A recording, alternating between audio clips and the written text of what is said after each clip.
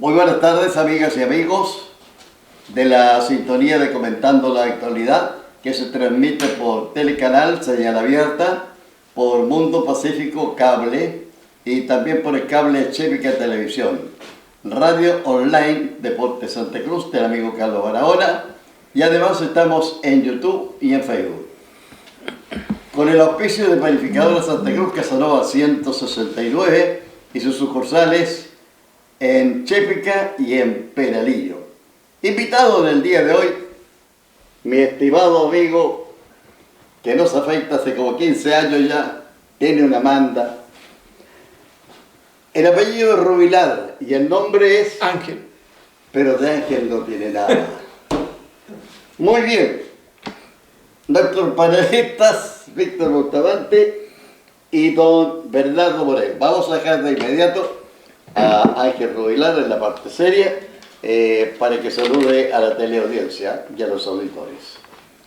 Bueno, buenas tardes a los televidentes, buenas tardes a don Jorge, muchas gracias por esa bienvenida tan alegre, encantado de poder estar junto a don Bernardo Morel, que la semana pasada, ¿verdad?, se nos quedó pegado en el taco, y nuestro amigo Víctor Bustamante. En realidad un agrado poder compartir con ustedes. Muchísimas gracias, quedó claro que no fui yo el del taco entonces. Se echó el agua solo. Ahora saludos de don Víctor Bustamante. Como siempre, un agrado estar con ustedes y por supuesto agradecer la sintonía que nos dan. Muchas gracias, Víctor. Don Bernardo Morel. Muchas gracias, don Jorge, por invitarme a su programa. Muy buenas tardes y alegrándome de saludarle, don Jorge. Igualmente, don Bernardo. Gracias. Bueno, y antes de partir, vamos a una pausa. Bernardo y jefe, cuando llega un invitado de Santiago o del extranjero, de donde sea de Chile a Santa Cruz, tenemos realmente la obligación de invitarlos a que lleven de recuerdo un buen vino. Y el único lugar de Santa Cruz que vende vino de las viñas Colchagua es Panificadora Santa Cruz. Panificadora Santa Cruz es el único lugar en Santa Cruz que encontré que vende vino de las viñas de Colchagua.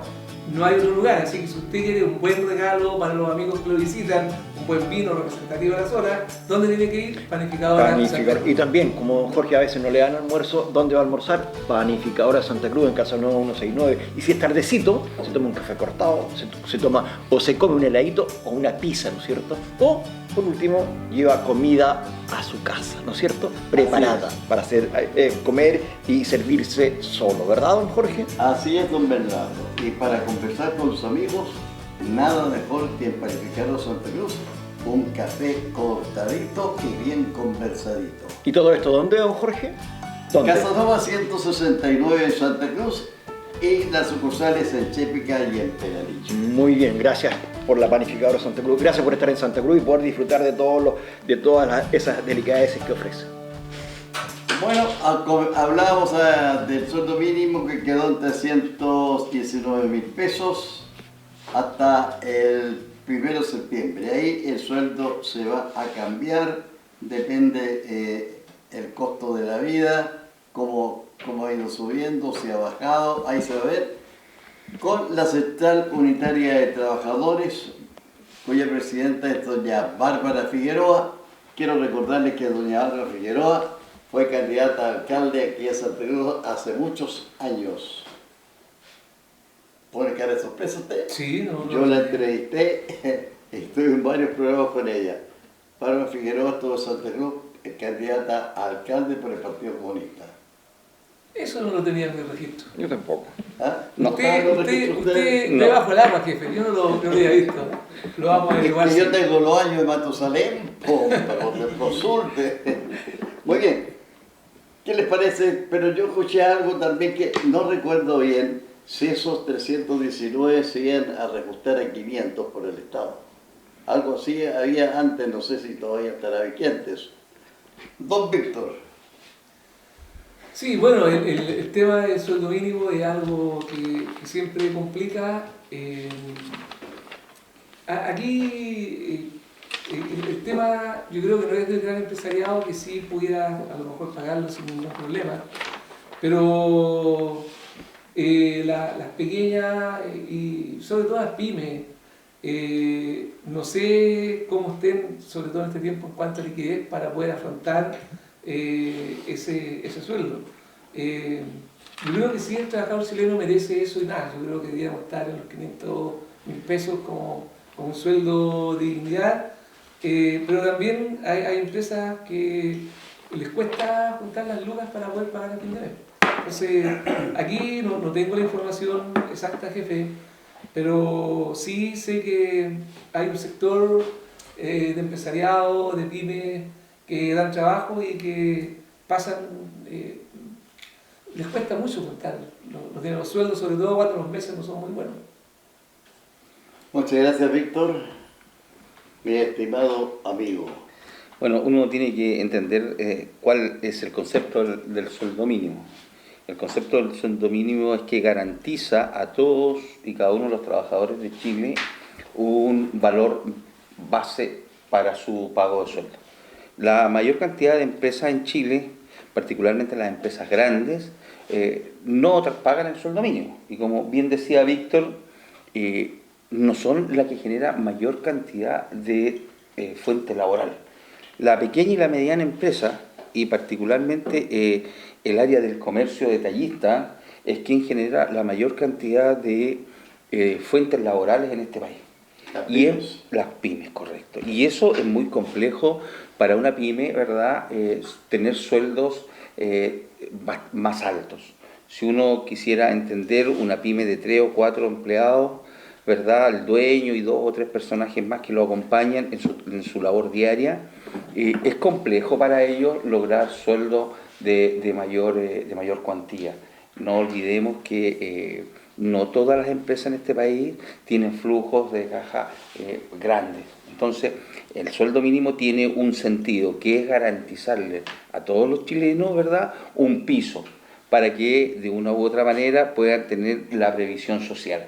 De ahí que existe el sueldo mínimo. Y el año 2018 se logró un acuerdo bianual en donde se plantea que cada vez que supere el 4% del IPC se va a poner un piso, ¿verdad? Piso mínimo. Y el piso mínimo de reajuste me da la impresión que, si no mal lo recuerdo, es de algo del 2,5%. Ese es el piso. Exactamente, 2,5%. Fuera del IPC. Fuera del IPC, correcto. Muy bien, muchas gracias. Don Bernardo Lo Pensativo. Sí, don Jorge, cuando hablamos de sueldo mínimo, es como que le ponemos un techo a las aspiraciones que pueda tener una persona. Yo entiendo que sí debe establecerse un piso para que no existan abusos y alguien pagare menos de una determinada cantidad. Pero yo creo que las mejoras en el sueldo deberían establecerse teniendo un piso, generando más fuentes de trabajo. Porque en la medida que existen más fuentes de trabajo, hay competencia entre la gente, entre los empleadores. Cuando pasa como hoy día, en el momento particular que está viviendo Chile, en donde hay una gran cesantía, es obvio que la mayoría de las personas van a pagar el sueldo mínimo. ¿Por qué? Porque hay poco nivel de ventas, Chile está viviendo un momento complicado, entonces hoy día las expectativas de generar empleo y de mejorar los sueldos son bajas, ¿no es cierto? Porque hoy día se vende menos, hay un momento, hay un lugar de intranquilidad particularmente que se está viviendo hoy día, esperamos que no se prolongue tanto, y lo único que ha hecho esto es favorecer la cesantía, y cuando hay cesantía ahí aparece el sueldo mínimo como piso.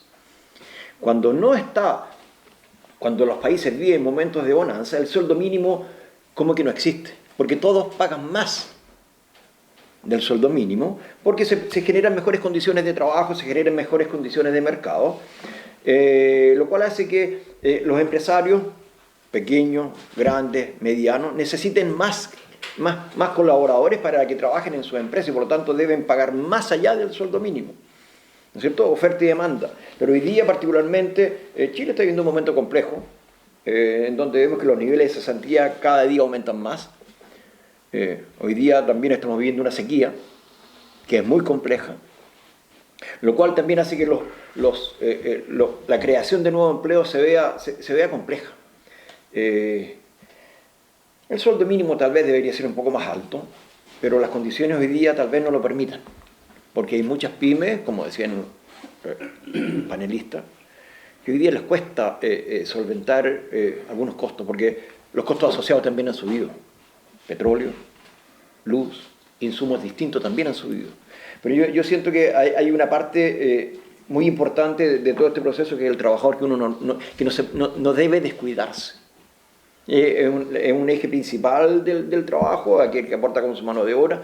Esa parte pienso yo que no se puede descuidar, porque es uno de los elementos principales dentro del mercado del trabajo. Y no olviden también que las pymes fueron incendiadas y sequeadas. Por eso digo, La mayoría de ellas. se perdieron muchos puestos de trabajo, don Jorge, que va a costar mucho recuperarlos dados los momentos complejos que vive el país. Se han perdido como 300.000 empleos y va en ascenso. Así es. Bueno, ustedes saben que se ha retirado mucha gente de los partidos políticos, causando ya un desastre más o menos en los diferentes partidos. Tenía la lista. Pero se le vendió. No, vino la tonta, me la tenía la lista, ¿ves? Y aquí lo que... Pero no importa qué vender. Este libreto grande ya. Lo tenía marcado, fíjate. Y qué pasito que se me había quedado por allá. Pero hay partidos que perdieron muchos militantes. El Partido Socialista, por ejemplo, perdió más de mil y tantos militantes. Igual que los...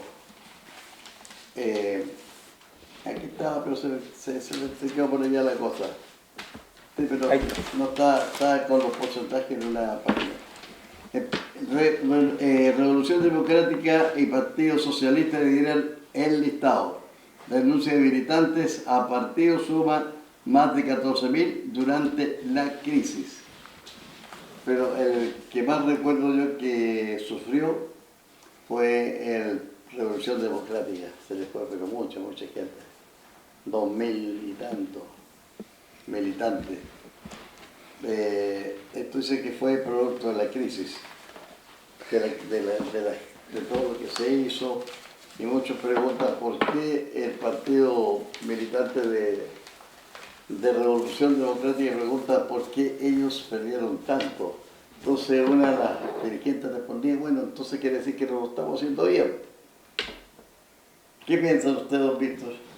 Sí, la crisis, estallido, como se le quiera llamar, tiene un tema que es el rechazo a las instituciones, que es el manifiesto de eso. Se rechaza el hacer de las instituciones en general, instituciones de toda índole, y la más castigada de todas, en todas las encuestas que se dan, es la institución política, es decir, la clase política, que tiene solamente un 2% de aprobación, un 98% rechazo.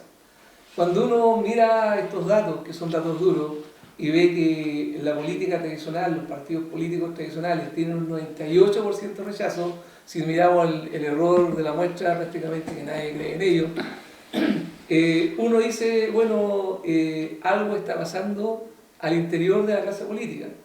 ¿Y qué es lo que yo veo? Yo veo que están ellos en su burbuja muy cerrada, y aquí, independiente de la estructura centro-izquierda, centro-derecha, todos están defendiendo su cuota de poder. Aquí el tema de los partidos políticos es cómo defiendo mi pequeña o gran cuota de poder y cómo me sigo manteniendo en esta cuota de poder, con sueldos que están muy por sobre lo que hablamos de un sueldo mínimo.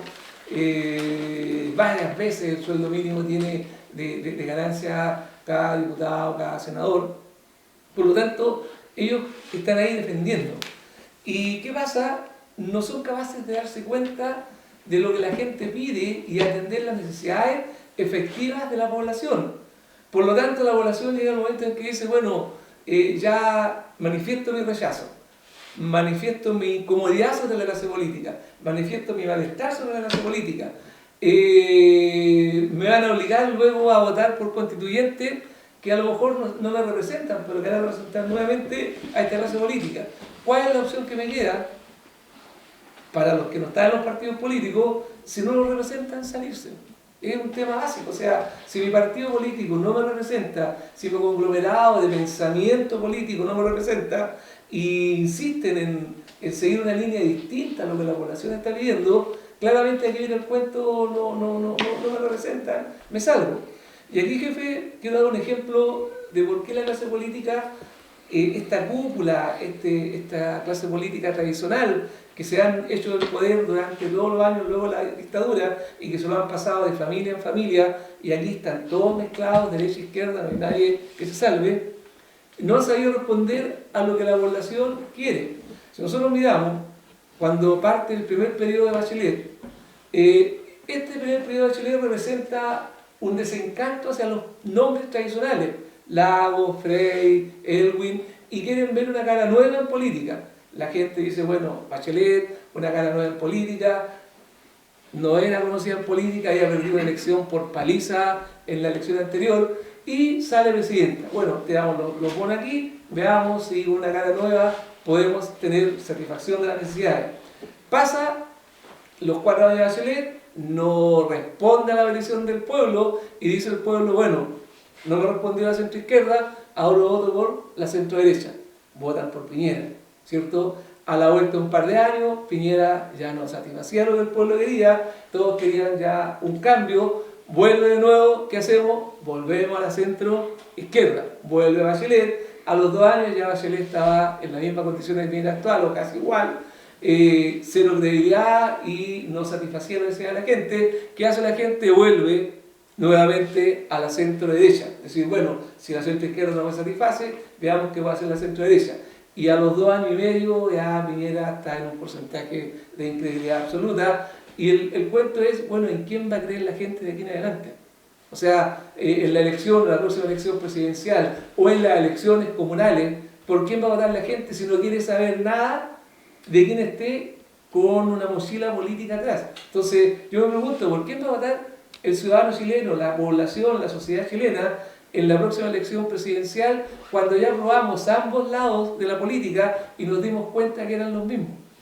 Entonces, yo creo que ahí se presenta un tema y los dejo hablar porque si no Mira, yo de alguna manera siento que particularmente se ha perdido el sentido republicano de la política. En la esencia, el sentido republicano hace pensar que podemos tener formas distintas, no obstante siempre un sentido de bien común, como concepto básico. Yo defiendo a la política, yo no pertenezco a ningún partido político, no obstante defiendo a los partidos políticos y a la política porque es lo mejor que nos puede suceder.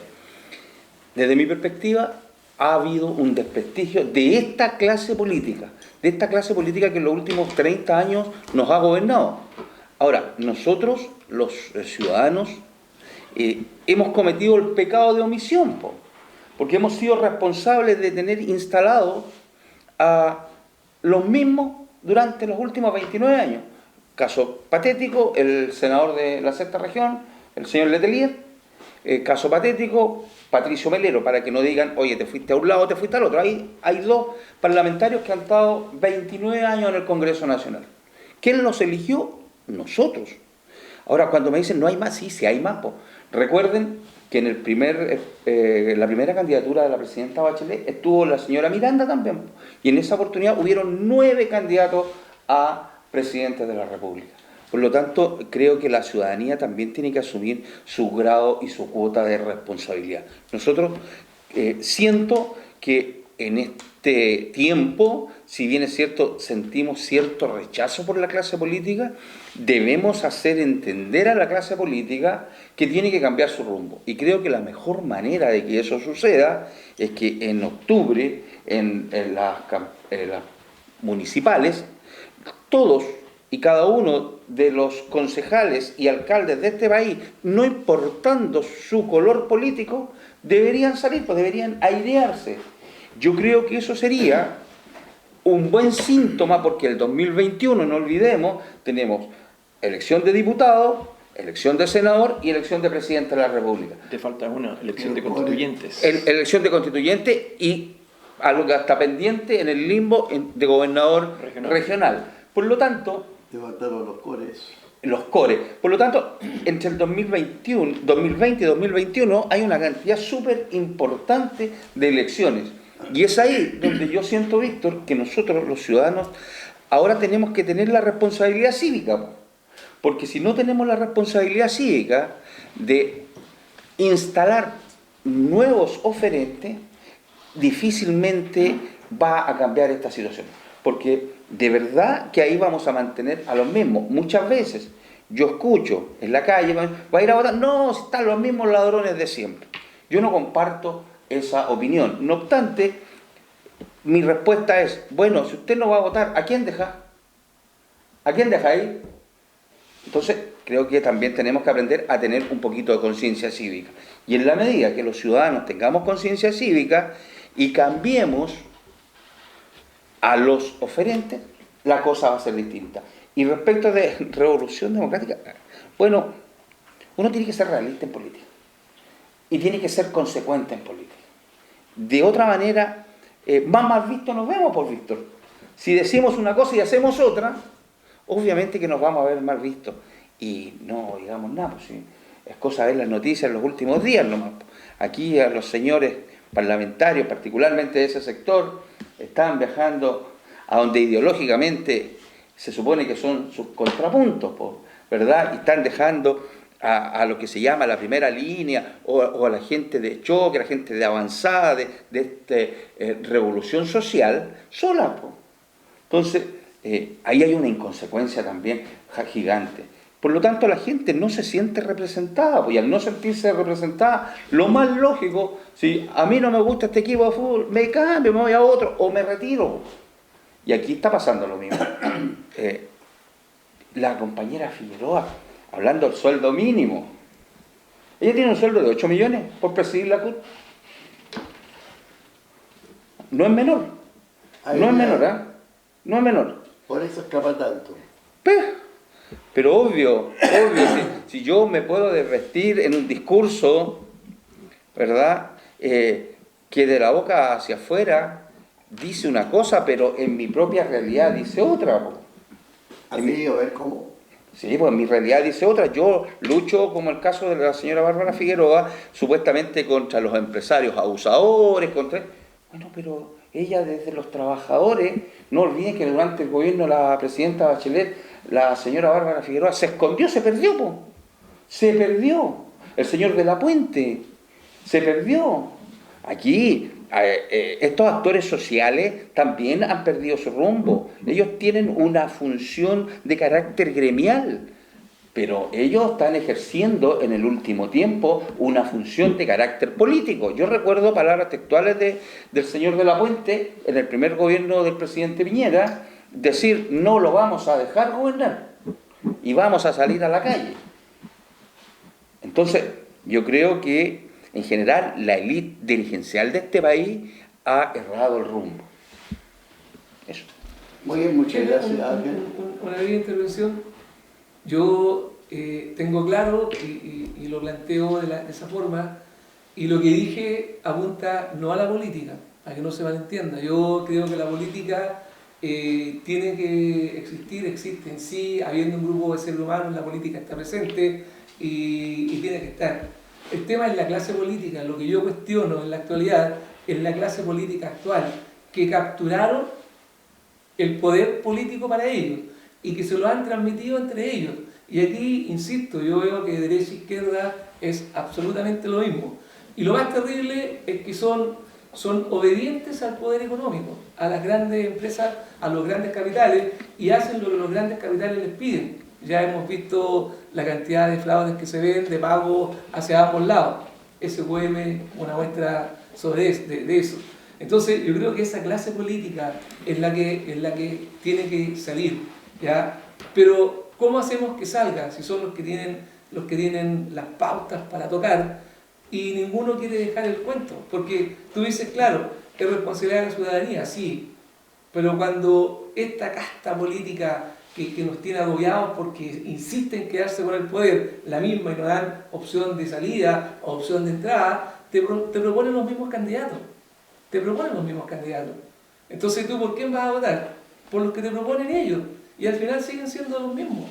No hay una opción libre o una opción simple de proponer nuevas candidaturas. Yo te lo digo, para el cuento que vamos a votar ahora la nueva Constitución, ¿cuántas trabas le ponen a los candidatos independientes? Y si los partidos quieren, en principio, le regalaban un poco de tiempo en espacio de televisión. Luego se les obligó, pero no tienen la misma opción de competir, no compiten en igualdad.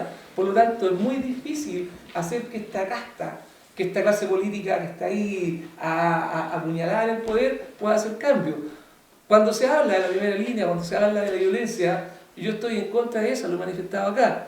Pero la única vez que esta clase política se vio asustada e hizo cambio fue cuando se asustó, cuando vio que la cosa estaba incontrolable y le están dando malas señales al país porque le dicen, bueno, si hay una manifestación tranquila, nosotros estamos tranquilos, no nos pasa nada, seguimos ahí entre todos. Si cuando vimos que el cuento estaba con poco control, se asustaron y crearon una opción de salida de acuerdo a ellos, pero no de acuerdo a lo que la población quiere. No de acuerdo a la necesidad, y ahí yo comparto contigo, Víctor. Esencialmente yo siento que la élite política comete ese abuso de poder, porque en el fondo es un abuso de poder. Si tú intentas ir como independiente, tienes un montón de trabas. Primero buscar las firmas, después instalarte. Si vas por lista, por ejemplo, para el caso de los concejales, tú sabes que es una restricción proporcional. Para que hable nuestro amigo Morel, Bernardo. Vamos a ir a comerciales primero. Va independiente, Bernardo. Sí. ¿Ya? Vamos a ir a comerciales. Bernardo y jefe, cuando llega un invitado de Santiago o del extranjero, de donde sea de Chile a Santa Cruz, tenemos realmente la obligación de invitarlos a que lleven de recuerdo un buen vino. Y el único lugar de Santa Cruz que vende vino de las viñas de Colchagua es Panificadora Santa Cruz. Panificadora Santa Cruz es el único lugar en Santa Cruz que encontré que vende vino de las viñas de Colchagua. No hay otro lugar, así que si usted quiere un buen regalo para los amigos que lo visitan, un buen vino representativo de la zona, ¿dónde tiene que ir? Panificadora Santa Cruz. Y también, como Jorge a veces no le dan almuerzo, ¿dónde va a almorzar? Panificadora Santa Cruz, en Casa Nueva 169. Y si es tardecito, se toma un café cortado, se toma o se come un heladito o una pizza, ¿no es cierto? O, por último, lleva comida a su casa, ¿no es cierto? Preparada para hacer, comer y servirse solo, ¿verdad, don Jorge? Así es, don Bernardo. Y para conversar con los amigos, nada mejor que en Panificadora Santa Cruz, un café cortadito y bien conversadito. ¿Y todo esto dónde, don Jorge?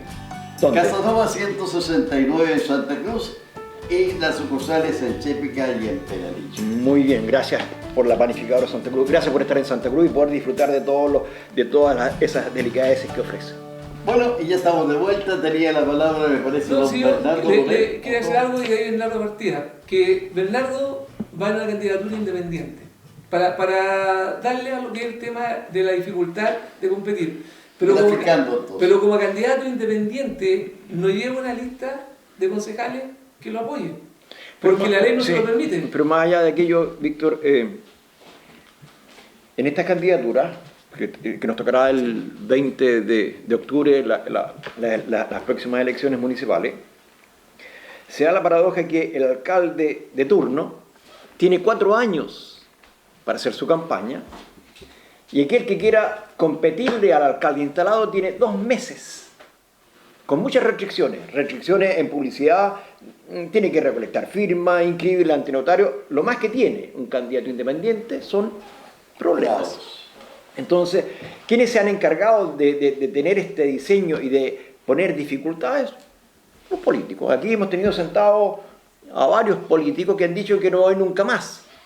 Llega el momento de la elección, son los primeros que paran su bandera y están adelante. Entonces, si queremos que la política, que es necesario dentro de un esquema de democracia, tenemos que elegir a nuestras autoridades, pero para que ello ocurra, las oportunidades de presentarse de determinados partidos políticos de los independientes, las puertas deben estar abiertas, porque la manera de mantener la democracia es con participación.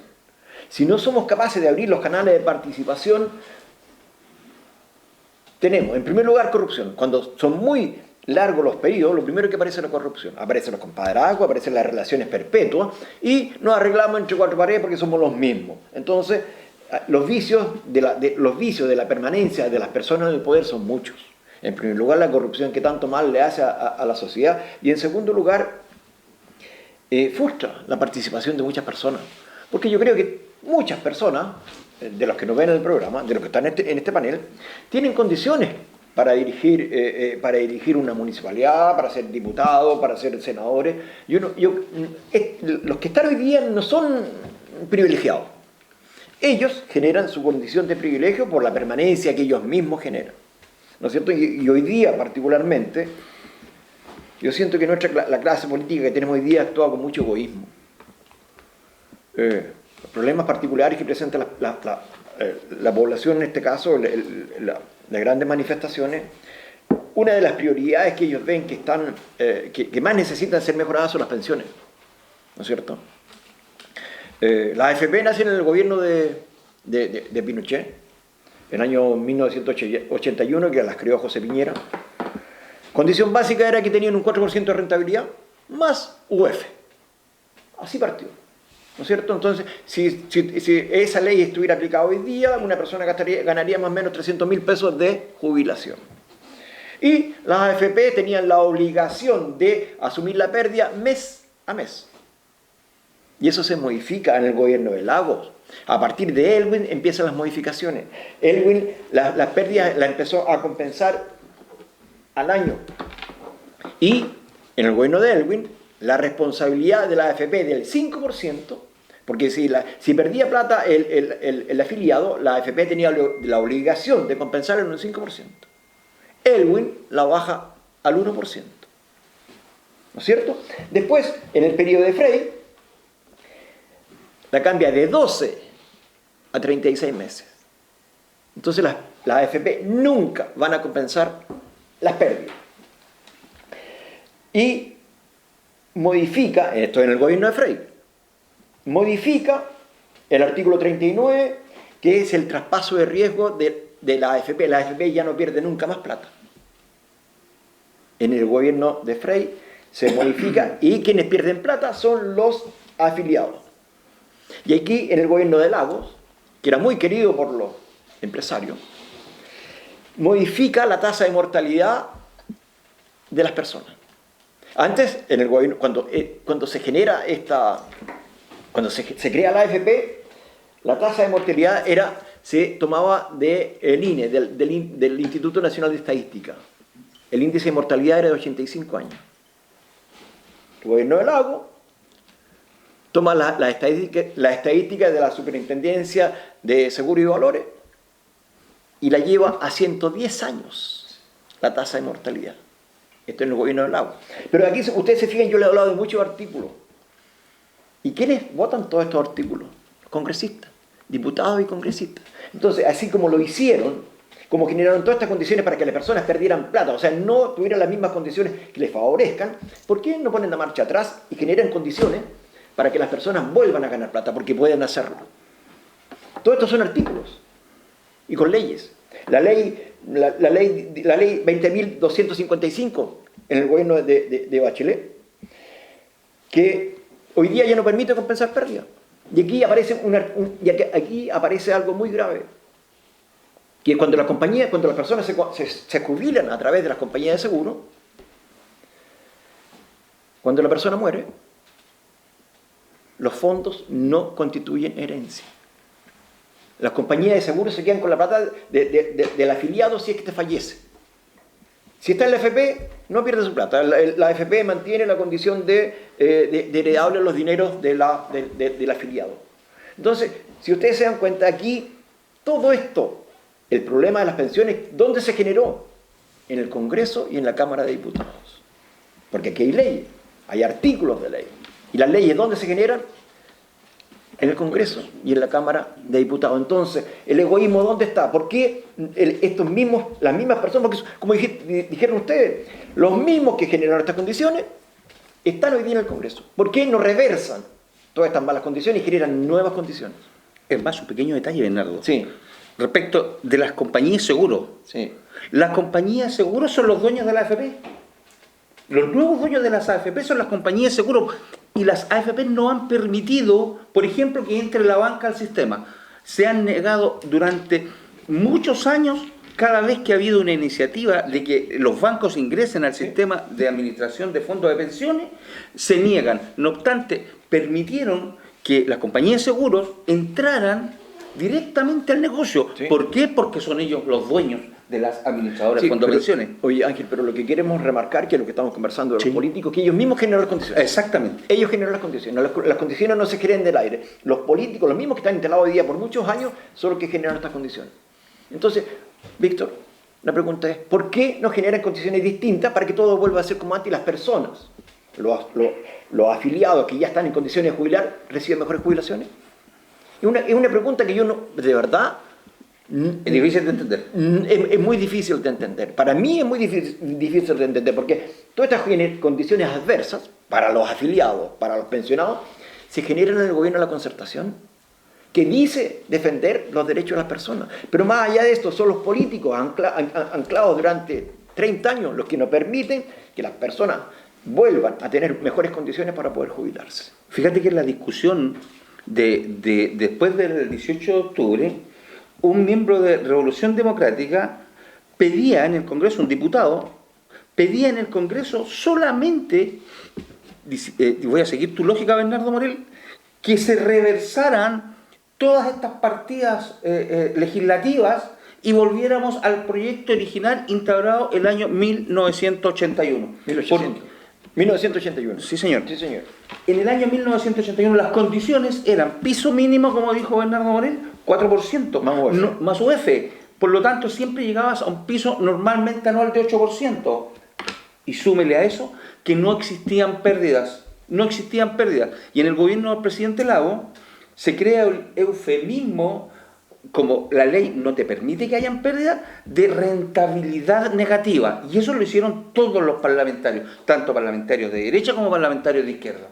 Entonces, de una u otra manera, esta clase política le ha dado vuelta a la espalda a los ciudadanos. Y hoy día, como ellos viven en el limbo, como dijiste, Víctor, parece que no entienden nada, no saben el sentir, porque para ellos, obviamente, con un sueldo de 12 millones de pesos, 18 millones de pesos que gana un senador, no logra entender que un ciudadano que haya trabajado 40 años, ¿verdad?, y tenga que vivir con 120.000 pesos, incluso algunos con menos.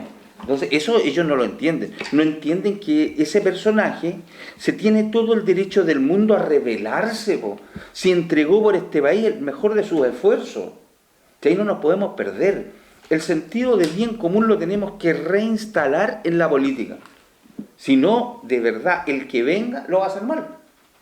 El que venga, si no, volvemos a instalar el sentido de bien común, el de amistad cívica, y no atrincherarnos porque yo tengo ideas de derecha y usted tiene ideas de izquierda y usted tiene de centro.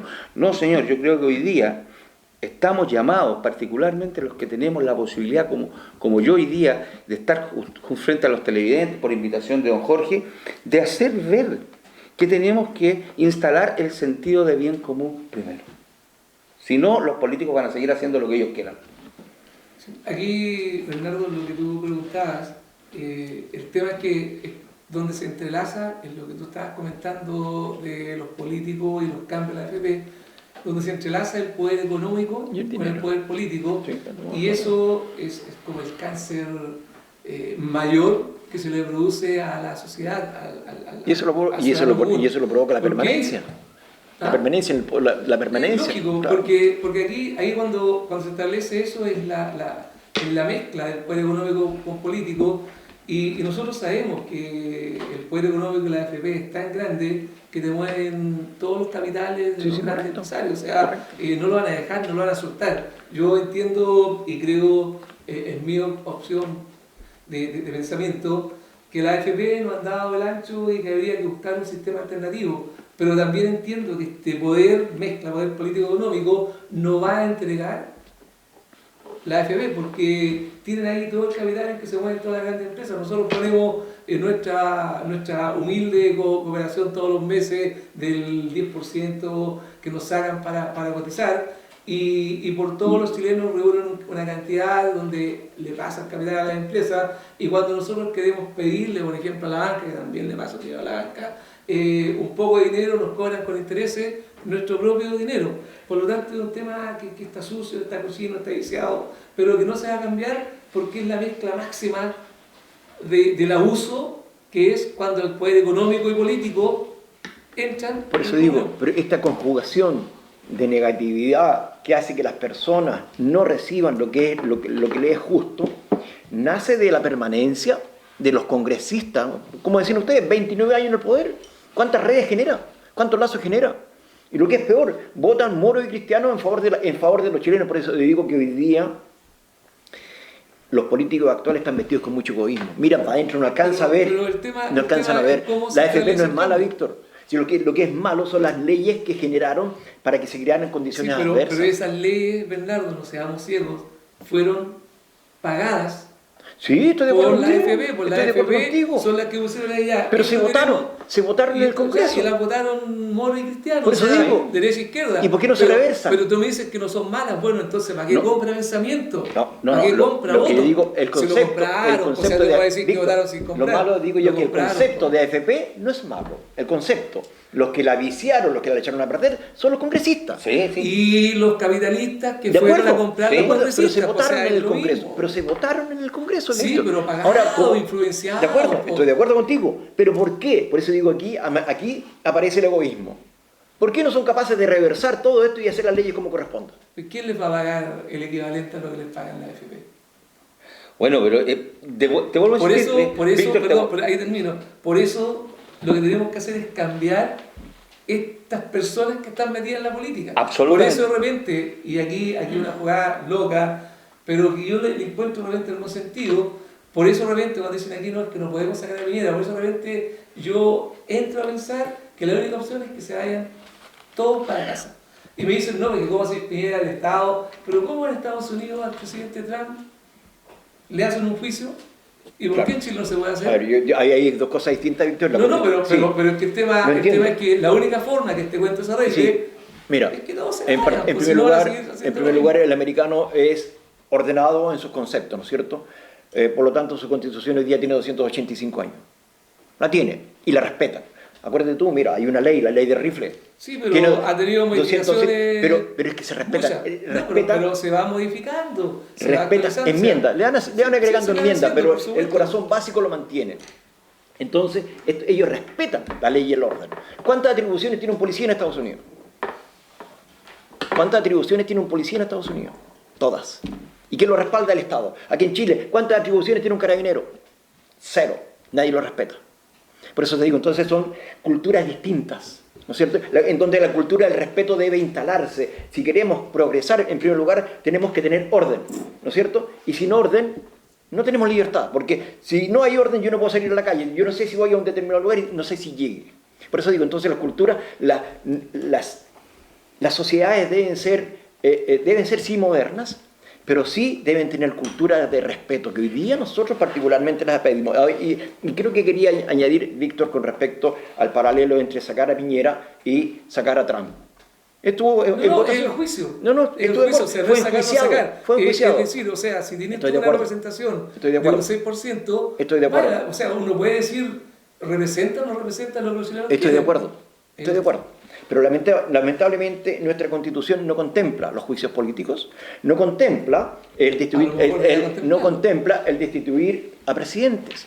Entonces, por el bien de la democracia, por el bien de la democracia. Pero Fernando, hay otra discusión del punto. O sea, yo creo que a lo mejor debería contemplarlo, porque si tenéis una credibilidad o una aceptación tan baja, amerita hacer algo. A ver. O sea, al menos ver si el pueblo quiere seguir con el Hoy día el problema no radica en el presidente de la República. Hoy día el problema básicamente radica en el Congreso.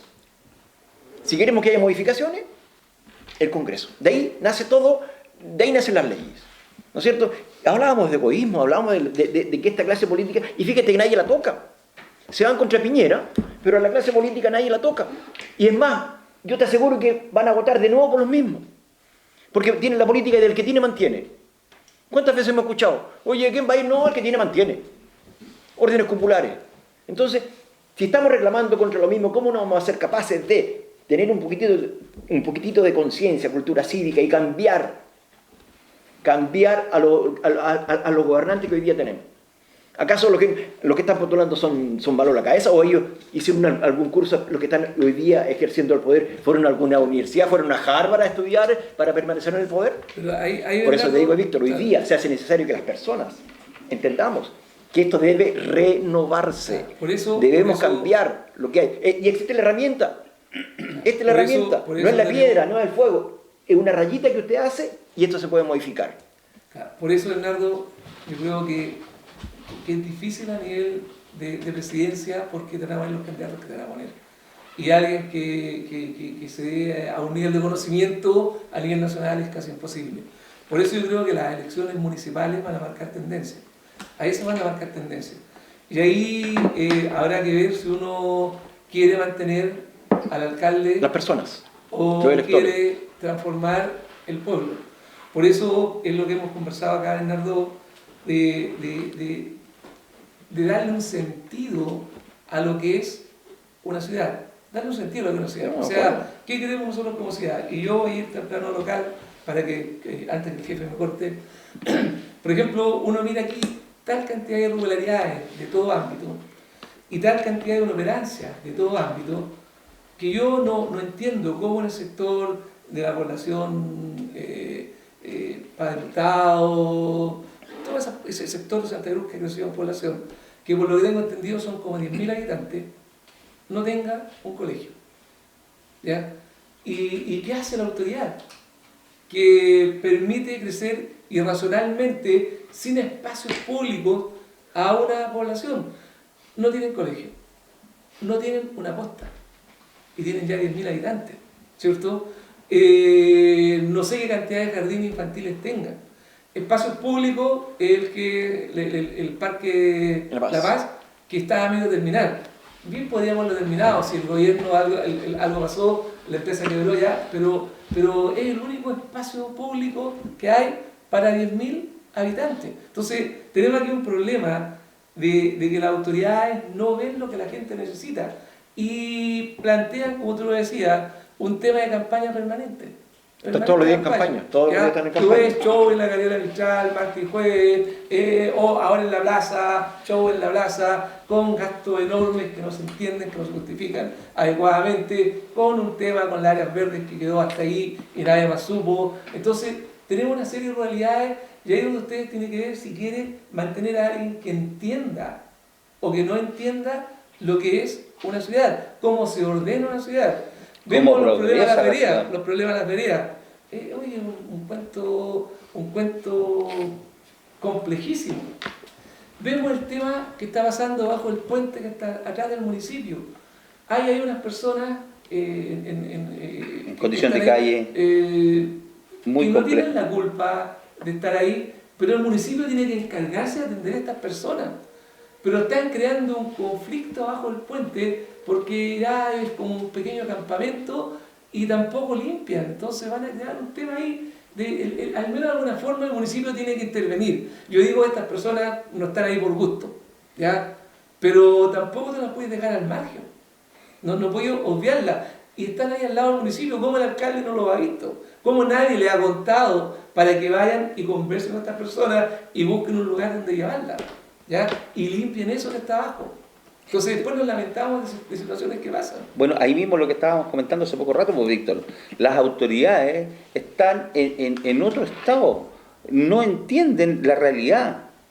Y lo que tú acabas de comentar es una realidad grave, de denigración humana. ¿Cómo un ser humano va a estar viviendo ahí? El departamento social de la municipalidad tiene que hacerse cargo. Tiene que hacerse cargo. Si aquí no podemos decir, oye, no lo ha visto. No, señor, si, es una responsabilidad de la autoridad local. Yo pertenezco a un grupo de WhatsApp que se ha creado acá en Santa Cruz, entonces todos los ciudadanos estamos comentando situaciones y me encuentro hoy día con una cantidad de irregularidades, pero gigantes. ¿Y dónde están las autoridades? Oye, la ANFA acaba de vender el estadio de Paniagüe en 100 millones de pesos.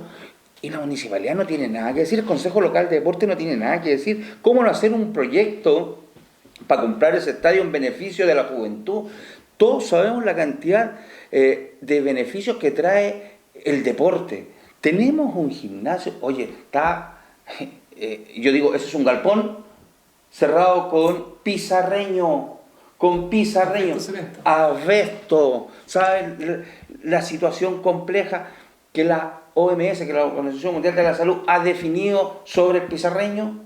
¿Qué hacen nuestras autoridades? ¿Cómo no vamos a tener a alguien ahí en el municipio que se dé cuenta que eso no debe ser?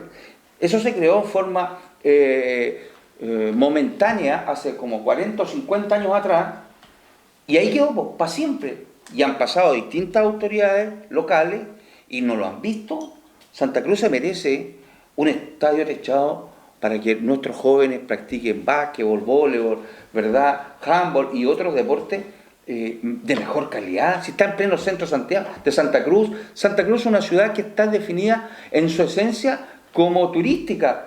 Oye, de bonito, no sé, a lo mejor yo en lo estético me puedo estar equivocando, Víctor, pero creo que son las autoridades locales, están en otra, están, como dijiste tú, promoviendo el pan y el circo. El show que está ahí en la Galera Mestral, que fuimos a dejarle a la señora Juanita 5 litros de agua y lo suben a Facebook, esa no es la razón de ser autoridad.